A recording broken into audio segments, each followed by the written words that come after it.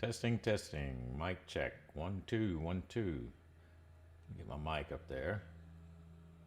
Welcome, everyone. Welcome back to another episode. I would imagine that a lot of you are frozen in, just like myself. Audio good. Okay, cool. Thank you. I wasn't sure about the mic with this little stupid mic I got on the side of my hat here. Anyway, thank you. Thank you for letting me know that. So we're good.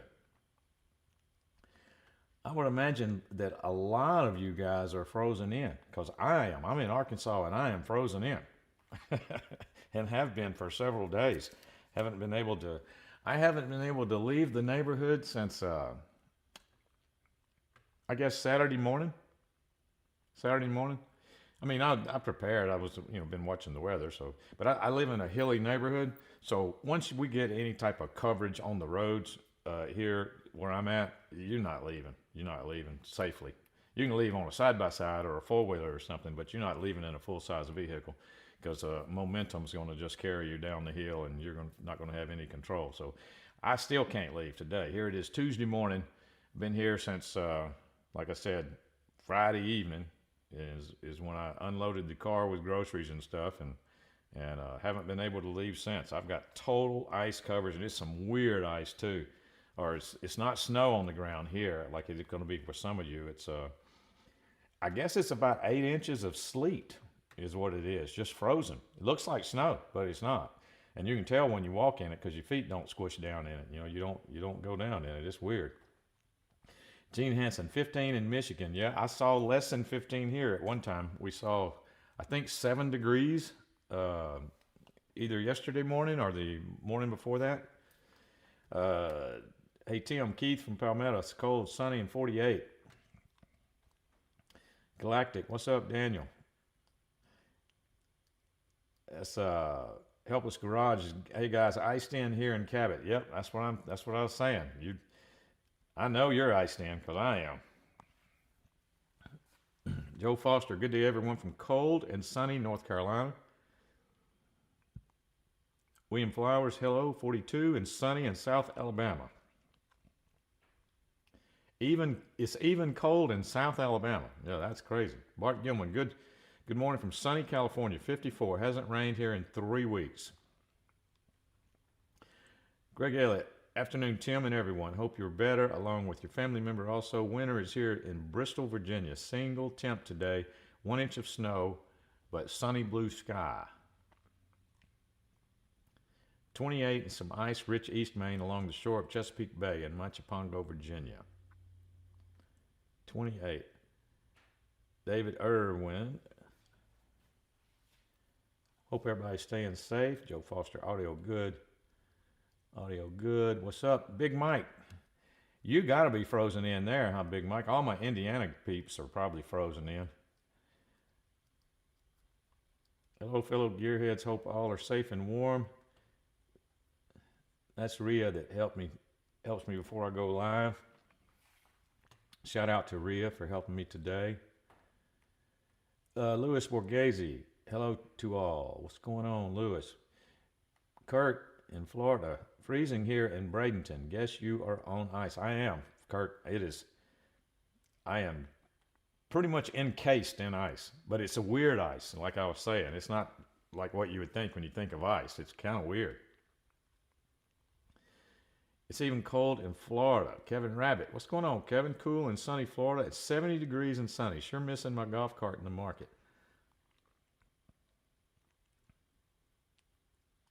Yeah, see, this is what I'm talking about. Larry Z24 is in my area, and like I was saying, it's weird what's on the ground out there. It's 2 layers of ice. It looks like snow, but slick as ice, like a skating rink. It's the weirdest thing ever. That's what I was saying. It's like 8 inches of frozen sleet or something.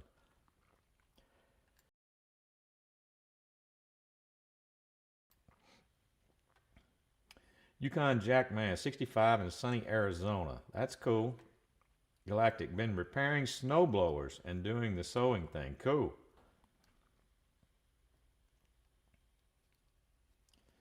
All right. We are live, by the way, in case I haven't said that already. We're live on January the 27th, 2026, uh, Tuesday. Come here every Tuesday at 12 noon Central Time. And this particular Tuesday, like I said, we are frozen. Very, very odd situation that we're in. I don't know how long it's going to be before I can leave the neighborhood.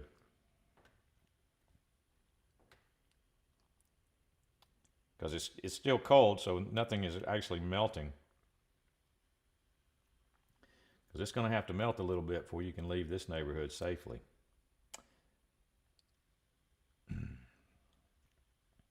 Okay, let's get started with the regular questions. I'm sure some other things will come up.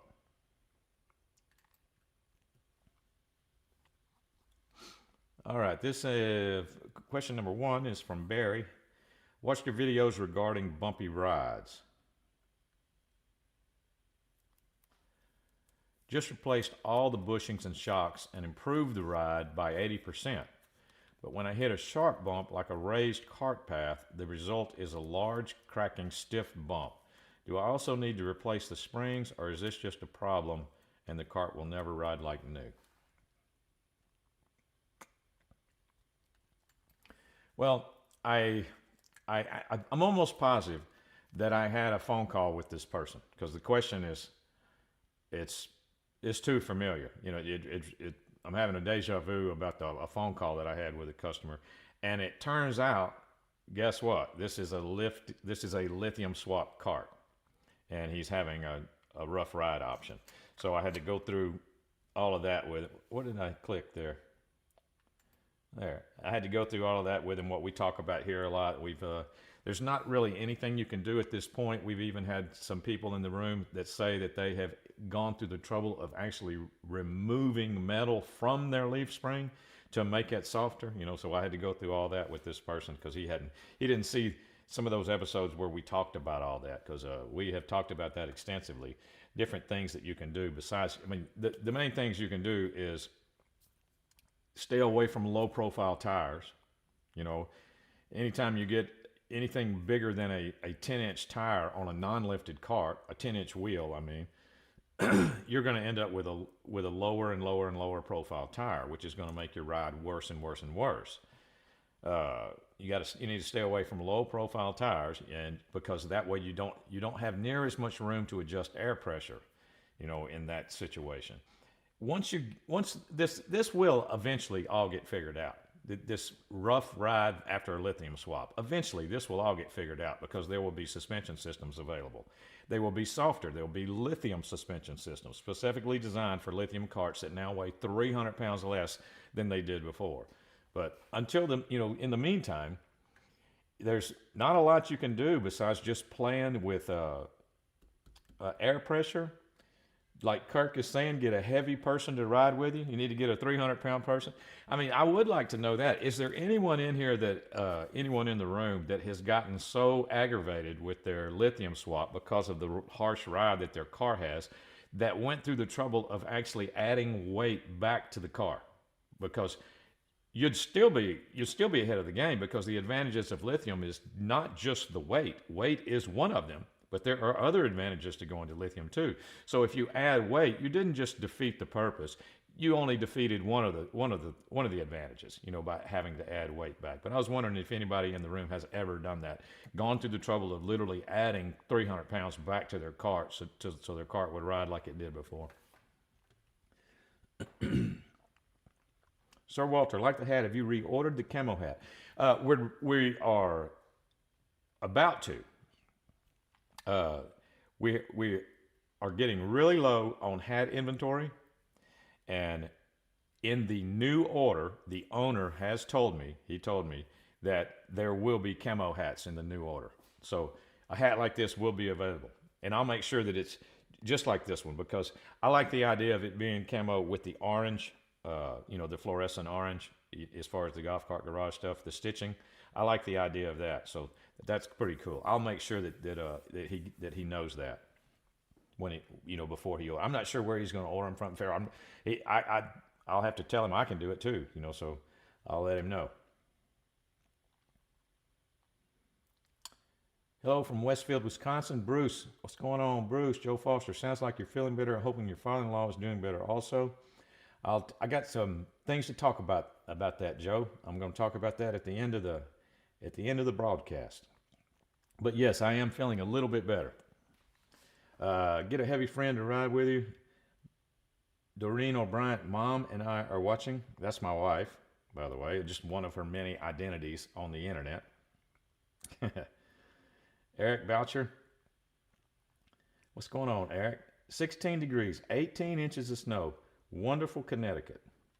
Nice. I don't know what I'd rather have. If I would rather have snow or what's on the ground outside right now, because what's on the ground outside right now here is not snow. It's weird stuff.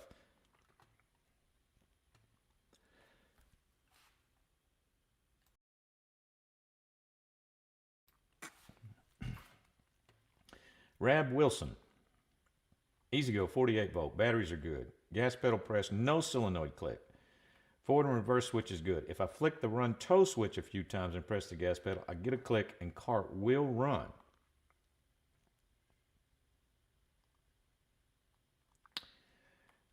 All right, first thing I would want to know, I would want to make sure that you are 100% correct on your theory about flicking the run tow switch. In other words, I'd want for you to walk away from the car and not flick the run tow switch, and then come back a few minutes later and see if anything is different. In other words, I want you to make sure that what you're saying there is true, that you're actually doing something by flicking the run tow switch, or is it just a matter of time goes by and the cart will run. But anyway, my point is,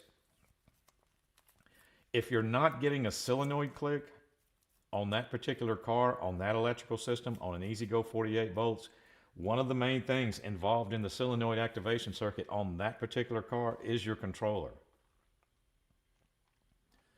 And you flicking that run tow switch back and forth a few times, getting it to come on, that's directly affecting your controller also.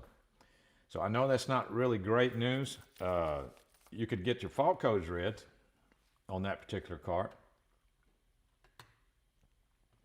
and see if that could point you in another direction. But as far as a non-solenoid click and then flicking that switch over and over again, which is cutting power on and off to the controller itself, and then all of a sudden you do get a solenoid click, making me think controller. Mike Irvin, hello Tim, 27 in southwestern Indiana, Indiana 9 in snow. Benny Russell, what's going on, Benny Russell? Kevin Rabbit says if you're lucky enough like him and you weigh over 300 pounds, you don't have to worry about adding weight. There you go. Well, I knew that there would be, there's all kinds of different ways to solve the problem. So one way to solve the problem is that you could gain a bunch of weight. You could gain weight. Larry says he'd take the snow in a heartbeat over this ice. See, I think I would too. Snow, you actually have a little bit of traction. If you need to go somewhere, you got a little bit of traction in snow. But this stuff here, oh man, this is crazy. Howie Peach, 14 in Ontario, Canada. What's going on, Howie Peach? Jerry Kelly, what's going on, Jerry Kelly? Ricky Smith, oops, I'm sorry. Hi, everyone. Ricky, where are you at? I mean, everybody here is iced in or snowed in. I forgot where you're at. Are you in, where are you at? Mississippi? Haven Speckman, hello from chilly South Texas, 57, sunny.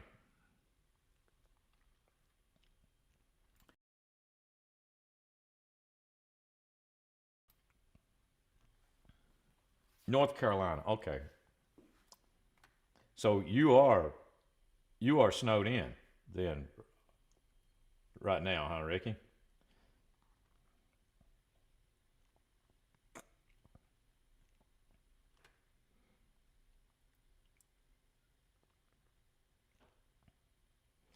All right. Let's see. Where am I at there? Number 2. Kirk says you could add barbell weights for added weight. Yeah, that's what I was saying. I'd like to know if anyone has gotten frustrated enough to actually do that. Rab Wilson says if you come back later, cart is dead. No power to run toe switch. See, it's almost like your controller's going to sleep and it's having a really hard time waking back up. And when you flick that run toe switch, you're actually forcing it to wake back up a little bit. I don't like your odds of it being something else simple rather than your controller. Let's just put it that way. Might ought to think about either figuring out a way to swap that controller or have a shop read the fault codes on it, because it definitely stored fault codes.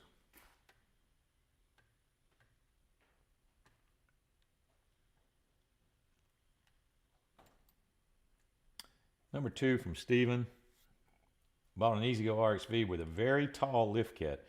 What do I need to turn it back to a usable golf cart? A 2 or 3 inch would be great.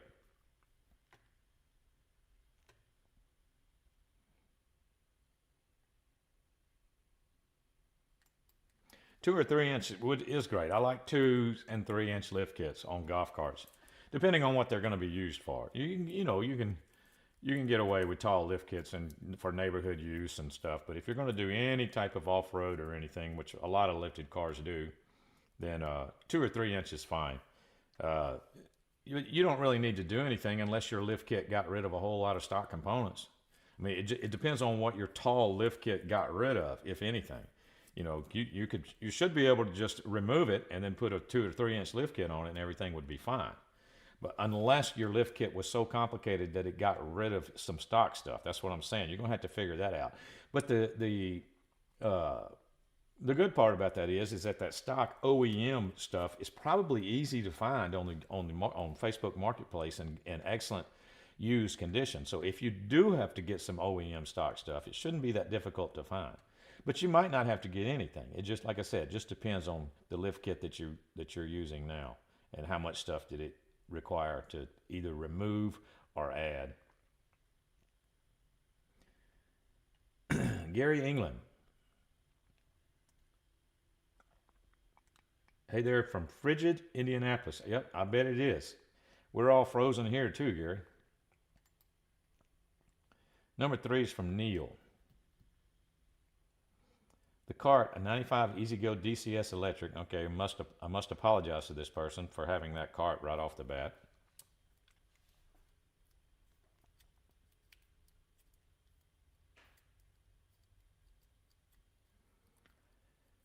From Neil.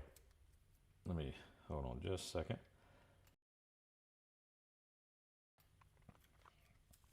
The solenoid clicks when the toe switch is engaged to run,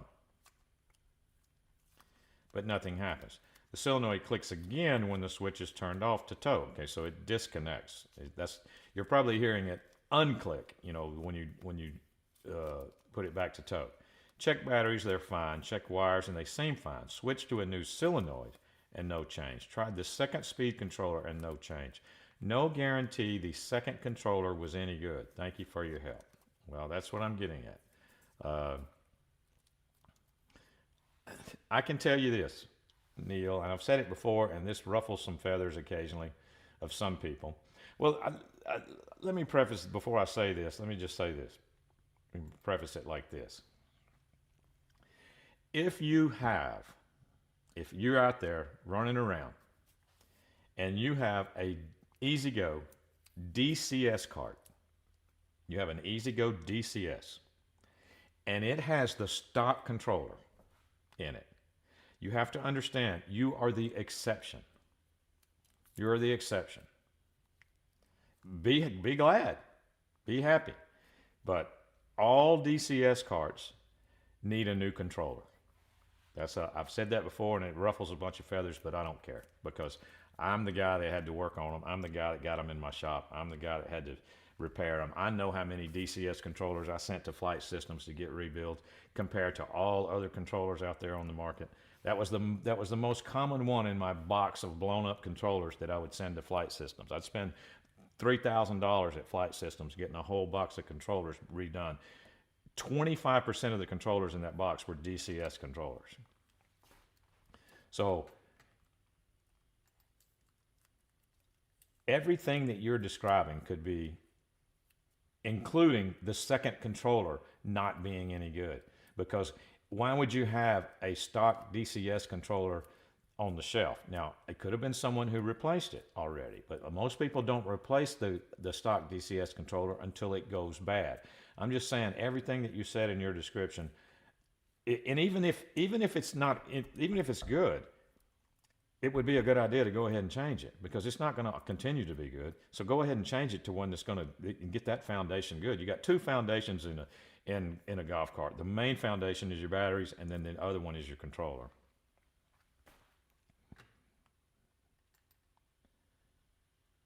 Okay, Rich Eastman, I have two precedents, both lithium swaps. One has stock springs, one has heavy duty. I honestly didn't notice any difference in the ride after ditching the lead acid. They are street driven only. Well, like I said, what's your tire setup, Rich? Your wheel and tire setup. You got 8-inch rims, or you got 10-inch rims with tall tires. I mean, because that would be good to know. What's your tire setup? Your tire and wheel setup on those two precedents.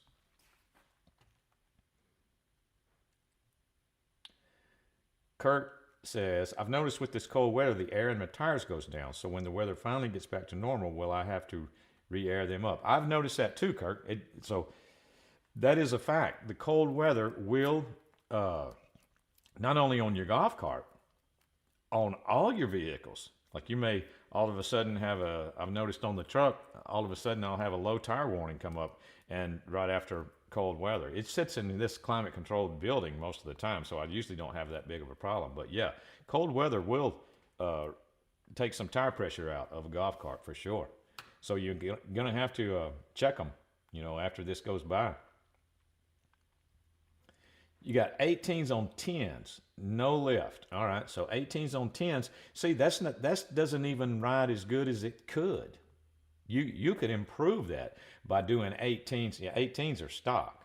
So you could do 18s on 8s and would give you a little bit of room to adjust air pressure a little bit more. 18 on 10s is, that's lower profile than a lot of golf cars, is what I'm saying. No lift.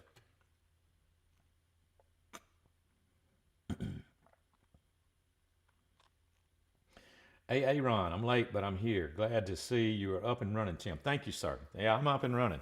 I'm frozen here, frozen in, but I am definitely up and running.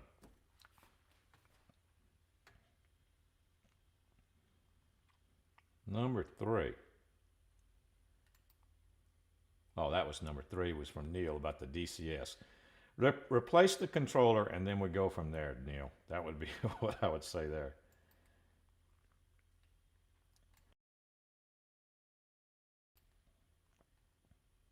Number 4. This is from Byron P.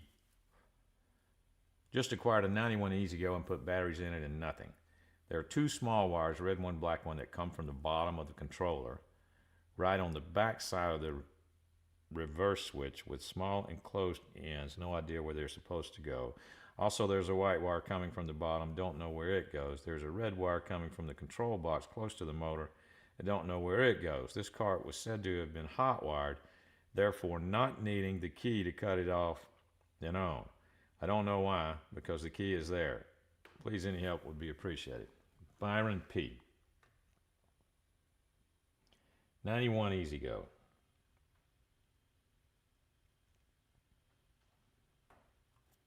Okay.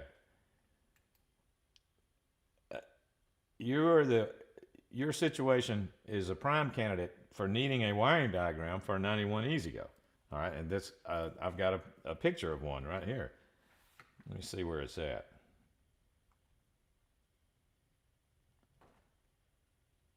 See if I can find it. There. Okay. 91 Easy Go is an Easy Go marathon. Now, you're saying it's a controller cart. I don't really understand what you were meaning by when you're talking about wires coming off the bottom of the controller. Not really sure what you're meaning by that. Uh, this is the wiring diagram, very common wiring diagram for a 91 Easy Go marathon controller cart. If it's a controller cart, then this would be the diagram that you would be looking for on the internet. And you can pause this video if you're watching this video. You can pause it and you can check this wiring diagram out. You can make it bigger, whatever you need to do. It's a very common wiring diagram.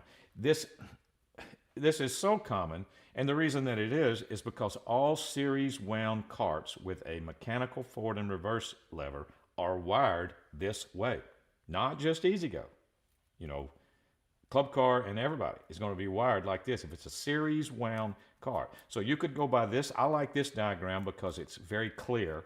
Anytime I'm messing with a series wound cart, sometimes I go to this diagram just to figure out where certain wires go. The small wires on the solenoid, it shows clearly where they go here. The big wires on the solenoid shows where they go. It shows the mechanical forward and reverse switch where the power wires go. It's an easy wiring diagram to understand, and it would help you immensely with your problem if this is the wiring diagram you need. If you're correct on the year and you're correct on your description about it being a controller cart. So you can pause, like I said, you can pause this video and anybody can if you want to look at this wiring diagram for an Easy Go marathon.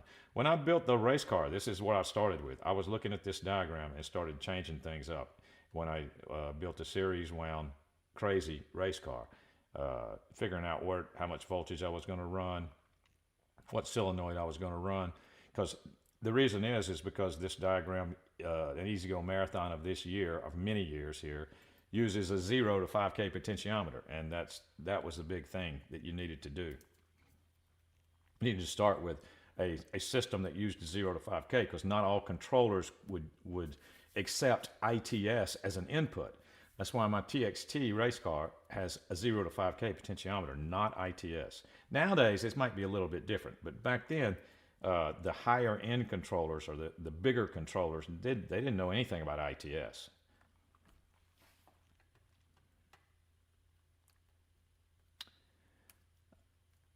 Hey, Ron, I sent you an email, not about anything, just wishing you well through the weather. Thank you, Aaron. I appreciate that. Yeah, we're gonna make it. I'm going to make it, but like I said earlier in the broadcast, I haven't been able to leave since Friday evening. I haven't been able to leave my house because I'm totally covered in ice out there. It's not safe at all. I can't leave. I can't do anything.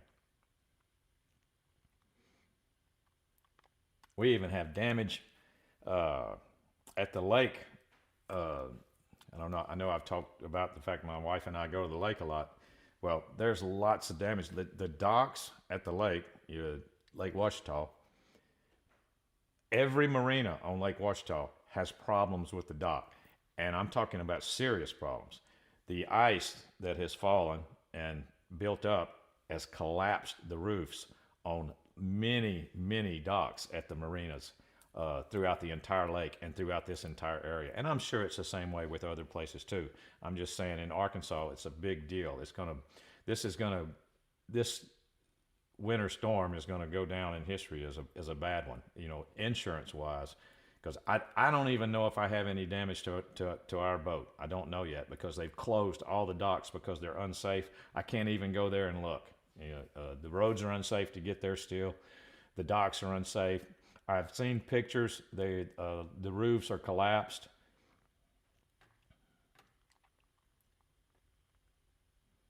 Kevin Salyer, hello, running late, but here. Stephen Kuhn, hello everyone.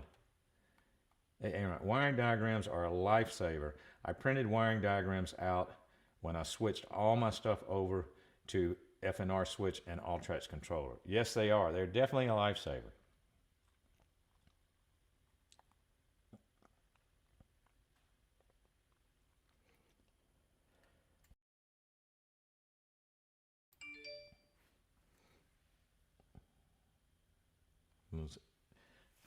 Elon bothering me about fixing his golf cart.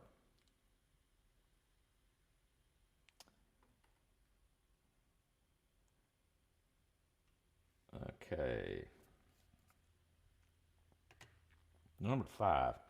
I think there's going to be a lot of questions in this series of questions. I think I've told y'all before that these series of questions the regular questions that I go over every week, they seem to have they come into Golf Cart Garage and they are automatically AI'd into different categories. So in other words, there might be a lot of questions about the same question, just worded in different ways. There may be a lot of questions about lithium batteries, maybe a lot of questions about wiring diagrams, and that's what I think happened here, because I think there's other questions where wiring diagram is the answer. We got plowed onto our driveway, probably 20 to 20 inch drift pile of snow, blocking us in. Luckily, I drive a short bus, 2001 Yukon XL with 4-wheel drive. See, I had said that I live in a hilly neighborhood, and my wife has a Jeep, so she's good. You know, her Jeep, it's a Grand Cherokee, but it's excellent. I've taken it out in the snow. We've had 18 inches of snow here before. It works really well. And it's got a little dial for snow and sand and rock, and it just auto. You can just put it in auto and just go. It works really well. But I've got a 4-wheel drive truck, but it's a big truck. It's a F-250. It's a big truck. And I would rather be in a smaller vehicle, you know, out there especially in this icy conditions, because the bigger your vehicle is, the more momentum is your enemy. You know, that's the way I look at it.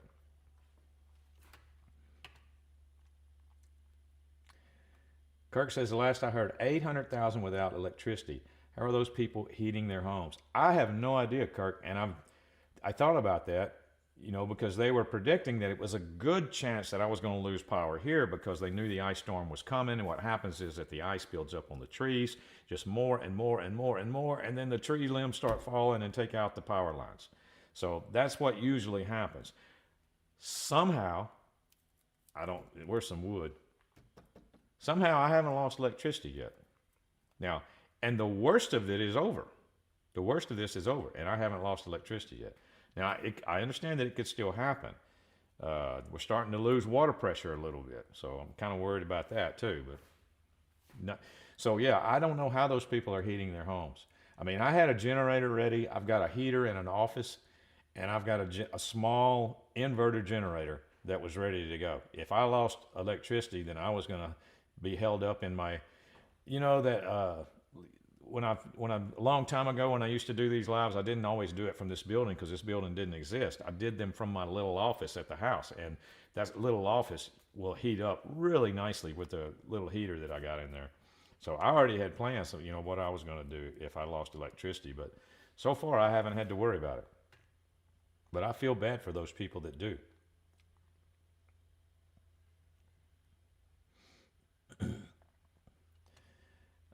Aaron says, I'm tired of seeing the Rhino battery ads telling people you will get more speed and can drive forever.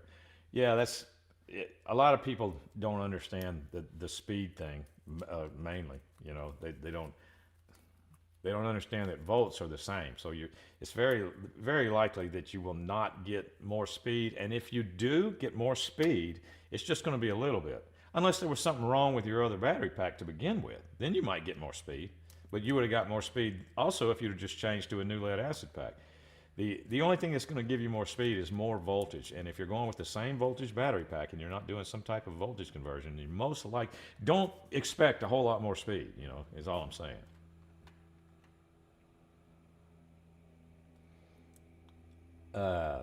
Let's see. I'm tired of, Larry says, I have an electric house for emergencies, all electric house. I have propane heat, kerosene heater, and a generator ready for the worst. Well, that's cool. You got to do what you got to do. We have an RV that was another one of my backup plans because my little generator would light that RV up. So I had that as a backup plan too. Aaron says, my wife drives a Honda CRV, but we messed up and bought it and did not get the all-wheel drive version. Well, I'm going to tell you what, Honda CRV all-wheel drive version is a very popular car here where I'm at. There's a bunch of people running around. I think that'd be cool to have one of them, and maybe put some a little bit more aggressive tires on that thing. That would be awesome. You know, I'd look forward to the snow if I had one of those cars. Those are nice cars, and there's a bunch of them around here.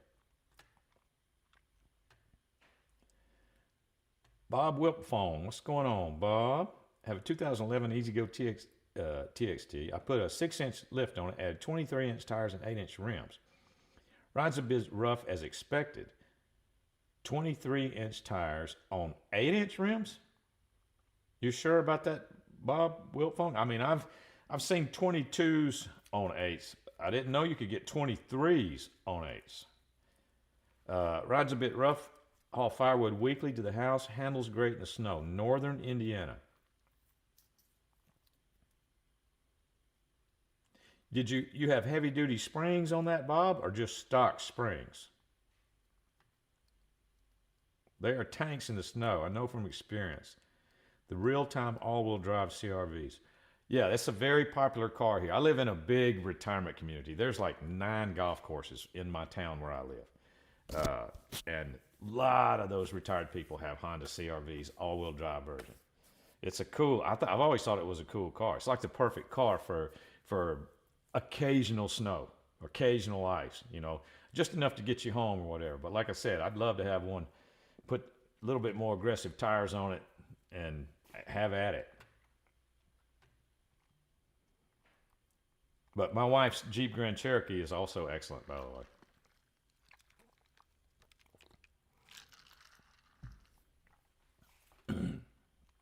Not too big, not too little.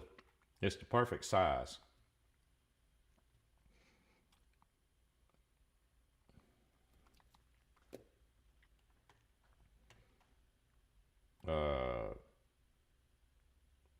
Number 6, I think, is where I was at. Let me check 5 just to make sure. From Kenneth. No, okay, I haven't done 5. Let me check 4 just to make sure. I guess I need to turn 5 off. Check 4.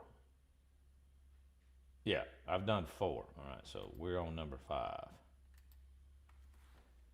From Kenneth. I've been given an E-Z-GO Textron cart that had a fire in the wiring system. No damage to the body. I know I'll need to replace the wiring, so I need some help with the diagram. Can you assist me with the drawings? FO893 plate. I guess it's a 93. So what's the F for? Thank you for your help. Well, if that FO is the manufacturer's code, then your car's a 93. It's a 93 E-Z-GO, so that's going to be an E-Z-GO Marathon. It's going to be this wiring diagram, the same one that I showed earlier. Like I was saying earlier, like these questions come in and they get put in certain categories, and apparently that's why this episode is named wiring diagram, because there was a lot of wiring diagram questions. Well, this is a very, like I said before, very common wiring diagram, very helpful, especially if your car is a controller marathon, you know, an E-Z-GO controller marathon with a controller. Because, you know, there are marathons that are resistor cars, is what I'm saying. But there are also marathons that are controller cars. This is an excellent wiring diagram to follow. Pause the video if you need to see that.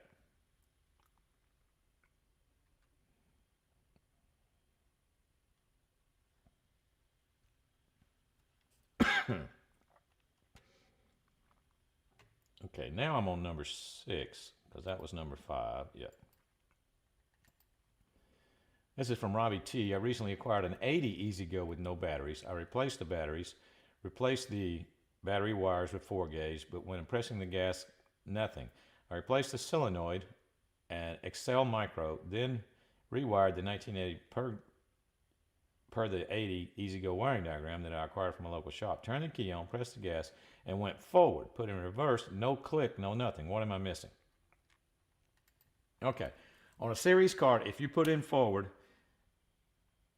and it clicks when you try to go and you got forward, then you know everything is cool with your wiring right there. All right. You put in reverse, the first red flag, and you put in reverse is that you didn't get a solenoid click in reverse. Solenoid has to click in order for the car to move. So if you're not getting a solenoid click in reverse, I would be looking at the micro switches on the back of the forward and reverse switch. You might have a reverse micro switch that when you put in reverse, that micro switch is supposed to either be closed or open or whichever one it is, on your particular electrical system, and that would allow you to click the solenoid in reverse. So that's where I would be looking to see if you got to know how to do an ohm test on a micro switch.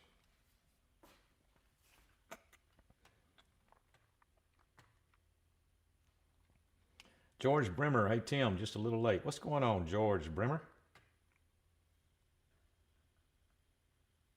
Thank you for joining us.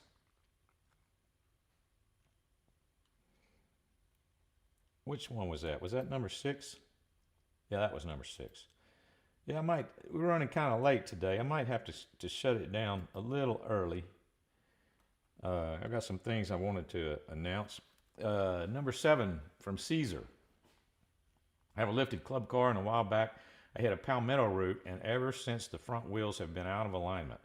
And the steering wheel is turned about 180 degrees upside down. Any ideas how to fix this? That would be great.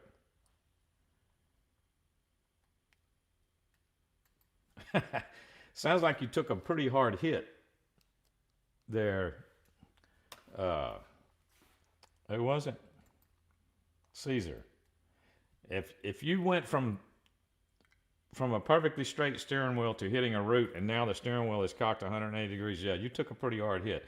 You either bent something or you popped something loose, maybe a tie rod in, maybe a bushing went out. Don't worry about your steering wheel being upside down. Don't worry about that till the very last. So in other words, find your slack, find what changed. It should be obvious if your steering wheel did 180 degrees on you. It should be obvious what you did when you hit the root. You either got a tie rod that's slack on top of a spindle, or you've got tie rods that are slack on your steering box, or you got a spindle that is just barely hanging in there. So find that first, and then do your front end alignment, which is 1/8 inch toe in, and then fix your steering wheel the very last.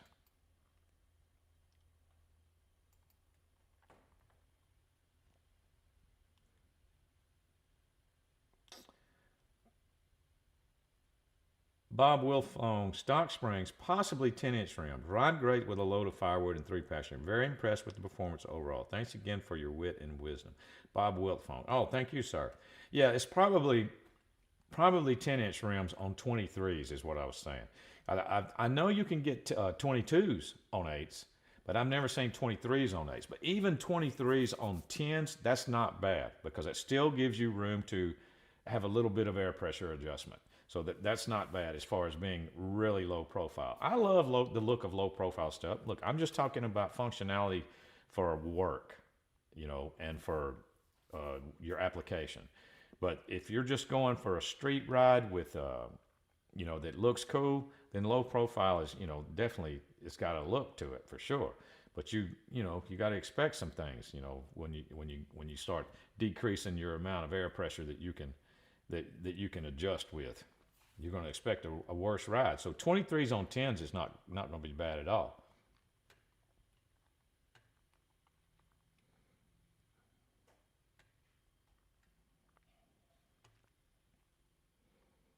Number 8. My wheels are straight, but the steering wheel is off a bit. I have read to remove the steering wheel and replace the actual wheel on the pole, lined up. Where are the bolts to get the actual steering wheel off? I guess I don't have to go near the steering box. One wheel is at a cover. How does it snap off? It's a Yamaha G16. If I'm mistaken on a Yamaha G16,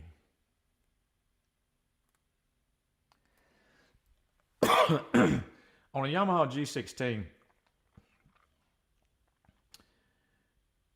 you got to take the scorecard off. Yeah, there's some screws in the back. I don't have them all memorized, but there's a way to get the scorecard off of the steering wheel, and then after you remove the scorecard, then there's going to be a nut right in the center of the steering wheel that you can remove to remove the steering wheel. So yeah, you got to look behind the steering wheel. There's probably either some tabs that you need to poke a screwdriver into to pop that scorecard off, or there may be some screws that you have to undo in order to remove that scorecard and get it out of your way, off the front of the steering wheel.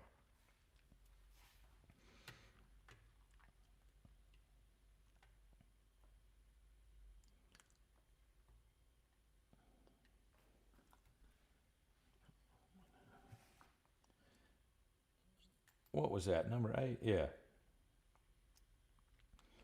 All right. I'm going to go ahead and shut the regular questions down. Uh,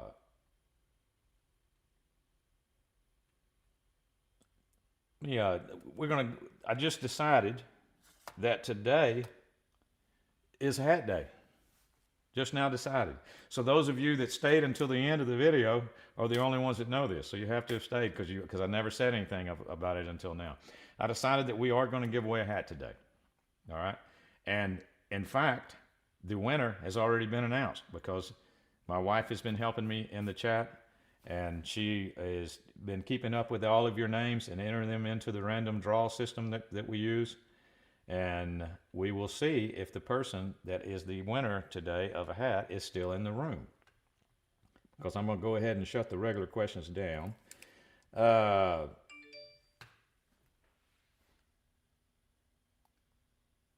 Okay, yep, that's her. That's her letting me know. David Irwin says, cool. The winner of the hat giveaway. Oh, and by the way, I think I said this before. At the beginning of 2026, we put everybody back in. So everybody's back in. So it could be double winners. We may get, easily could get double winners now because, you know, some of the same people come into the room all the time. So it's the same people entering the contest over and over again. So if you've won before, you still have a chance to win again because I'm sure your hat's dirty by now if you've won before. So you could be, everybody's back in for 2026 at this point. The winner of today's hat giveaway is Eric Boucher. Let me look at this list. I don't know if Eric has won before or not, but it doesn't matter, Eric. This is all good. I don't see his name on my list, so I'm not sure that he's even won before. So that's good. That's good.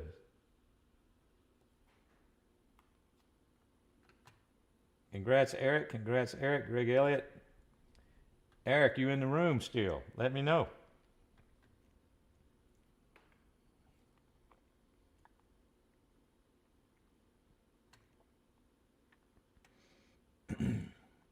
Yes, I'm still in the room. Sir Walter, you would have had to have done a little bit more work than that, Sir Walter, to try to get me on that one. You'd have had to change your identity or something.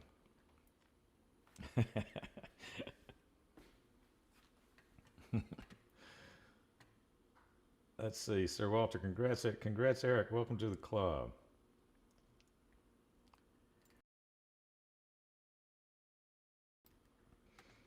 Okay, I'll put my email address up there. Where is it? Tim, email. There it is. You misspelled Ron. Okay, Eric, come back and watch the video, man, because you won.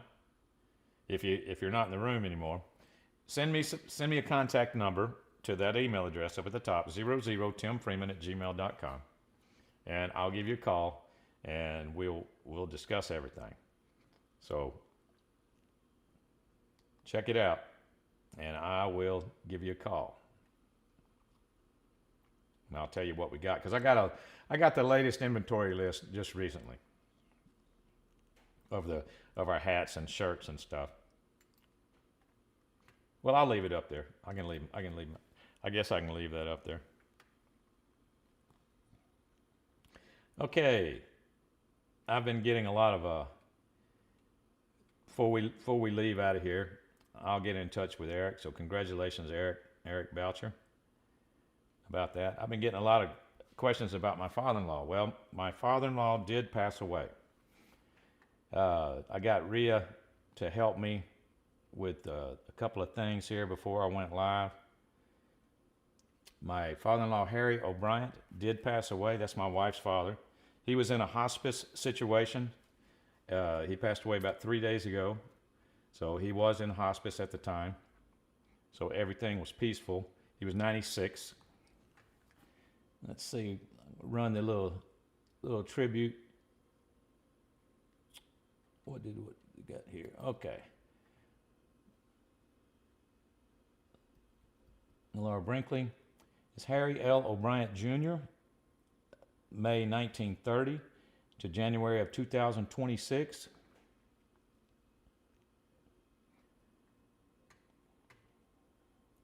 I've got some pictures here. I'll let that sit there for a minute. R.I.P. Harry O'Brien Jr. Catherine is out of town with her mother right now, and she was there. My wife was there in Texas when he did pass. Mike Irwin, so sorry to hear, with my sympathies. Rhea made this little montage for me. Let me see if I can play it. There we go. That's a picture of him as a retired forest ranger. I'll play it again. This is a picture in his 20s when he was in the Navy.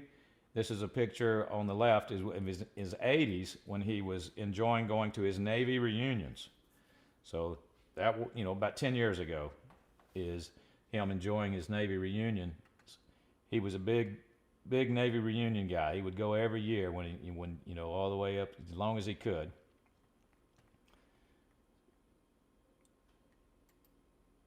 I'll show this again. Yeah, he's a retired park ranger.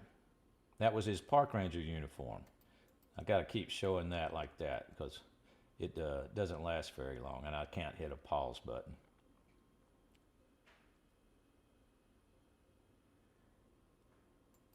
Well, he's in a better place, that's for sure. He's in a better place.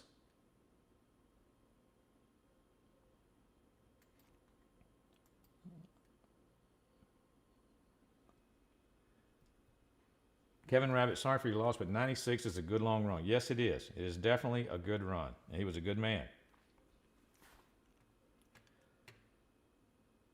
Catherine is in the chat right now if you wanted to talk directly to her. She's been helping me through this episode with the hat giveaway. Did Eric Boucher ever say anything? I don't guess he did. I might be able to get an email address for him to let him know.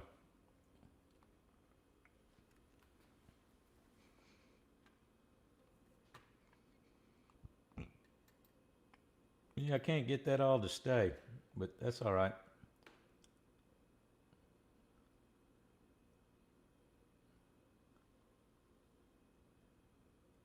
So R.I.P. Harry.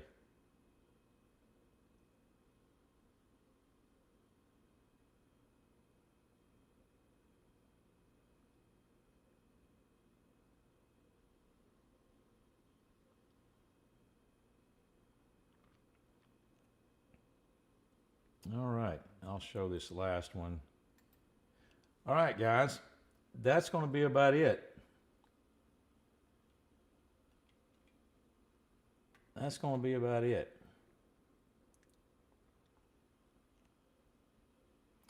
Remember to go to golfcartgarage.com and check, because we're constantly making some new changes to the website.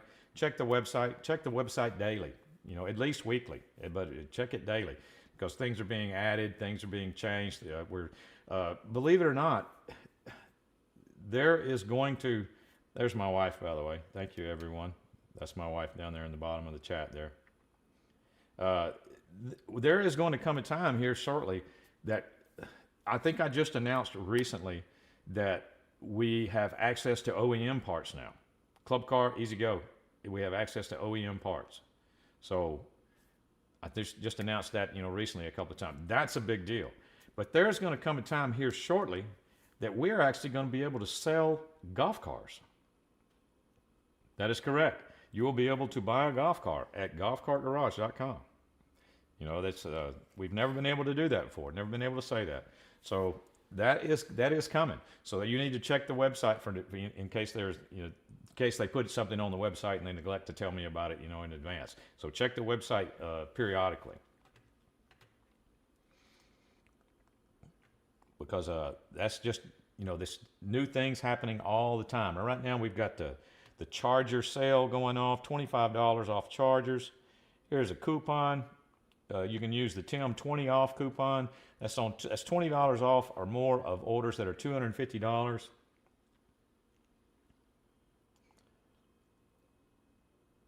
Yeah, Rhea, that one does repeat itself. That coupon that you did. See, I don't have to shut that one off. It just repeats itself, like what we were trying to do with the montage. Anyway, we'll figure it out.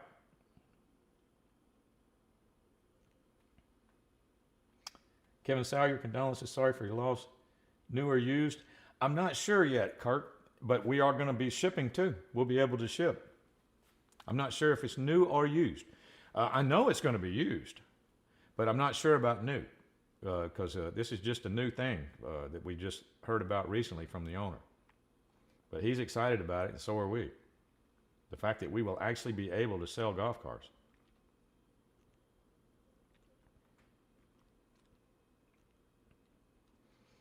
All right, guys. That's going to be it. Like I said, check the website, and I will keep you informed on new announcements that I am privy to as soon as I hear about them. And I will see everybody next week. Garage is now closed.